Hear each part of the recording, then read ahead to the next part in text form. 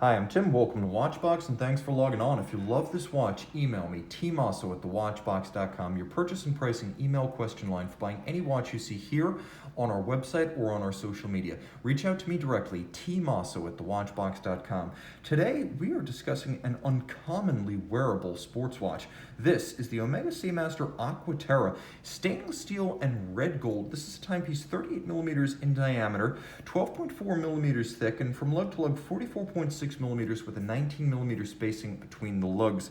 Now, throwing the watch on my 16 centimeter circumference wrist, this is a real treat. A compact timepiece, a traditionally sized sports watch at 38 millimeters, 150 meters water resistant, and plenty of lume. It is a true sports watch in every regard, but it's also the surf turf Seamaster without a rotating bezel. It's not one of the professional watches. This is designed to be your all-the-time watch, whether on the deck of the yacht, falling overboard while horsing around, or dancing on the ballroom in the club. This is a watch that's designed to do it all, and I can recommend it for a wrist as small as 13 centimeters in circumference. Note how low it is and how well it slides under a cuff. That is not common in modern Omega watches, which tend to be quite thick.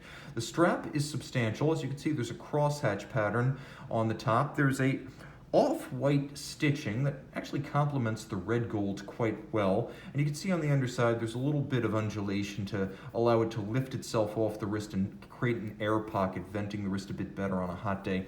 There is a clamshell system with a trigger deploying action, so you have to squeeze both triggers to release it. It's very secure, but you can see how excess length is tucked underneath the clasp, which means there's no excess length visible externally, and there are no minder loops on the strap. This keeps everything very clean.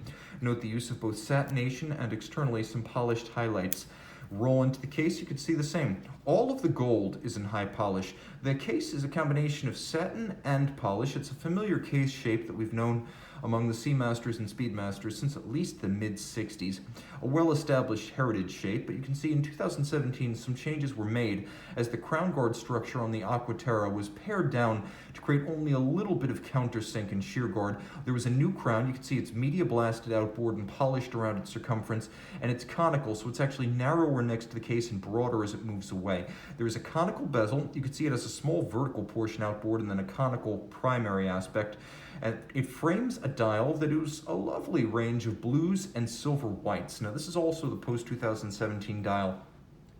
Horizontal strakes rather than the old vertical teak deck, and yes, it is designed to evoke the teak deck of a ship or a yacht. We have applique blue indices and blue applique Omega logo and marquee, and then we have a broad arrow style minute hand with a little bit of a nod to Omega history right there. The date moves from 3 down to 6 o'clock for 2017 and later Aqua Terras, and the watch of course features a screw down crown to achieve its 150 meter water resistance.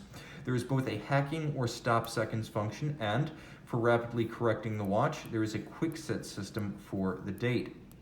Screw that crown right back down. We're going to flip to the reverse side. We've got caliber 8800. This is what you'll find in a Seamaster Diver 300 meter. 55-hour power reserve, automatic winding, 25,200 vibration per hour beat rate. It is shock resistant thanks to a full balance bridge and a free sprung index. Anti-magnetic thanks to a silicone hairspring. It has the tri-level coaxial escapement, which is both a benefit to power reserve, helping this single barrel watch to achieve a 55-hour power reserve, but it is also useful for improving the intervals between service. It has a minimum of friction and improves timing, and this watch is a master chronometer. Master chronometer, or the METAS standard established between Omega and the Swiss Federal Institute of Metrology, is more than COSC. It meets the COSC standards, but the watch is adjusted in 6 positions, not 5, and tested as a fully cased up watch, not the bare movement as with the COSC. It goes beyond. The master chronometer standard includes chronometry, but also anti-magnetism, water resistance, power reserve, and winding efficiency, and this watch features all of that. It's a 35 joule movement that's handsome to look at. Like most Omega movements, it's mechanical in its finish, but the design with the blackened screws and the arabesque Cote de Genève is quite attractive to the eye and nicely executed. This is a watch that puts it all together. Tough, accurate, versatile, and elegant. It's the Aqua Terra that I would choose for myself, as the proportions and the sizing are ideal for any but the absolute mightiest of wrists. Email tmosso at thewatchbox.com for purchase and pricing details. And we're back with the Omega Seamaster Aqua Terra by night.